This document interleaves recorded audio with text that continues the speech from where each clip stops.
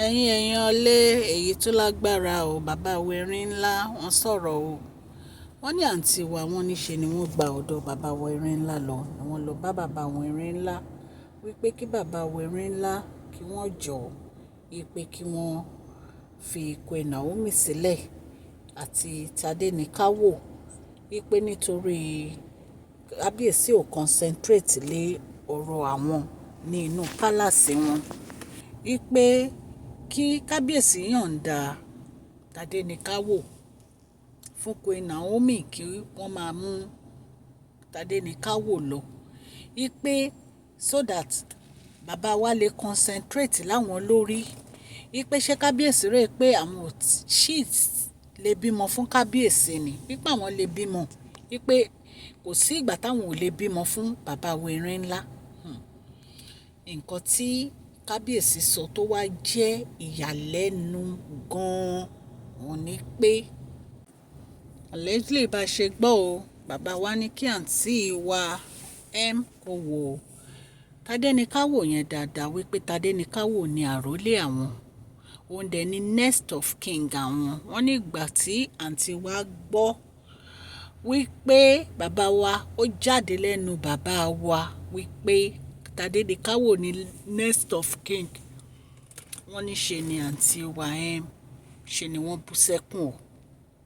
wọ́n láǹtí wa bú sẹ́kún ni o ipe pẹ̀lú gbogbo wàhálà táwọn ń ṣe fún kábíyèsí nínú palace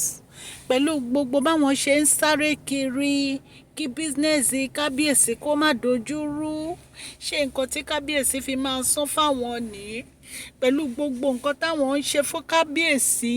báwọn ṣe bẹ́ẹ̀dẹ̀ tó yẹ kábíyèsí táwọn náwó táwọn so oúnjẹ fọ́jọ́ méje táwọn bọ́ gbogbo obìnrin àtọkùnrin gbogbo àwọn èèyàn tó wá wọ́n ní kábíyèsí wá ń sọ pé Tadenikawo ní next of king wọ́n ní àǹtí wa ò take it easy o wọ́n ní àǹtí wa ò take it easy rárá pé ìbànújẹ́ ó sorí àgbàkodò ní ọ̀rọ̀ next of king tí bàbá wa tún gbé jáde fáǹtì wa yìí ẹ̀yin èèyàn lé no be small thing o kì í ṣe nǹkan kékeré rárá ẹ̀yin náà ẹ mọ̀ wípé àwọn olórí yìí yàtọ̀ sí Dr. Elizabeth mo máa ń sọ kinní yẹn pé yàtọ̀ sí Dr. Elizabeth ò sí nínú wọn ṣùgbọ́n àwọn tó kù wọn ò fẹ́ kí Queen Naomi padà wá sí inú palace yẹn wọ́n ń jà wọ́n ń lérí wọ́n ń léka ní pé láyé Queen Naomi ò ní padà wá nítorí pé wọ́n ti rí ọjọ́ iwájú wọ́n ti rí pé ọjọ́ iwájú dára ẹ mọ gbóbi tán lọ tá a mọ̀ oríṣiríṣi là ń gbọ́ lórí social media náà ní allegedly bí wọ́n ṣe ń sáré kiri tó ń máṣọ tó ń mú bàtà tó lọ ń yẹ ògo ológo wò tí ò ń ṣe tiwọn wọn dẹ̀ mọ̀ pé Ọlọ́run ò kúrò lórí ìtẹ́ rẹ̀ so ẹ̀yin èèyàn lé wọn ní ó ya àǹtí wa lẹ́nu o nígbà tí bàbá wẹ̀rin ńlá tí wọ́n gbé ọ̀rọ̀ yẹn kalẹ̀ fún wípé Tadenikawo ní next of king àwọn wípé so àwọn ò lè gbà kí Tadenikawo kúrò ní àyíká àwọn torí nǹkan tó ń fẹ́ òní kí Tadenikawo kó rìn súnmọ́ wájú pẹ̀lú Queen Naomi kí kábíyèsí má tiẹ̀ rí wọn mọ́ so that kábíyèsí á fi ní time fún yín nítorí ẹ gbọ́mọ dání ẹ̀ ń tọ́mọ abẹ́ ẹ̀ máa gbọ́ irú ọ̀rọ̀ wo nìyẹn kí wọ́n súnmọ́ wájú kan lọ síbi tó jìnnà so that kábíyèsí ò ní rí Tadenikawo wọ́n lè ní time fún yín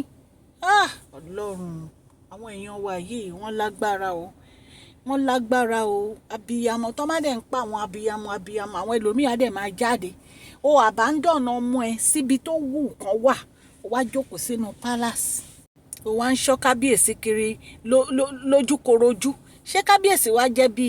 ẹni tó lè máa ṣọ́ kiri ó wá ní kán jẹ́ kí Tadenikawo máa lọ pẹ̀lú ìyẹ́ ẹ̀ kán lọ síbi tó jìnnà ibi tó bá wù ìyẹ́ ẹ̀ kó mú Tadenikawo lọ nítorí pé ìwọ fẹ́ kí kábíyèsí ní time fún ẹ kán ní time fún yín pé kábíyèsí ò ní time fún yín wọn ráyè tí yín ẹ̀yin èèyàn lé kì í ṣe nǹkan kékeré àfi kí Ọlọ́run Elédùmarè kó jẹ́ kí bàbá wa Erin ńlá kan rí gbogbo nǹkan tó ń ṣẹlẹ̀ nínú pálàsì yìí kí wọ́n dẹ̀ tètè gbé ìgbésẹ̀ lórí ọ̀rọ̀ Queen Naomi àti Tadenikawo kò jẹ́ bó ṣe jẹ́ ẹ̀yin èèyàn mi tá a bá rí ẹni tí ó ń ṣe ọjọ́ ìbí ní èní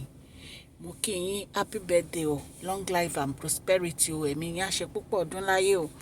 Orúkọ mi ni Máṣọ́lá, Yorùbá ni mò ń sọ lórí ìkànnì yìí. À ń sọ nítorí pé àfẹ́gbàgbé àṣà àti èdè wa. A dẹ̀ tún sọ fún àǹfààní àwọn tí wọ́n gbọ́ Gẹ̀ẹ́sì. Ẹ̀yin èèyàn lè tẹ́ bá ti subscribe, ẹ tẹ notification bell yín kẹ́ subscribe so that a bá ti post any gist ẹ máa rí.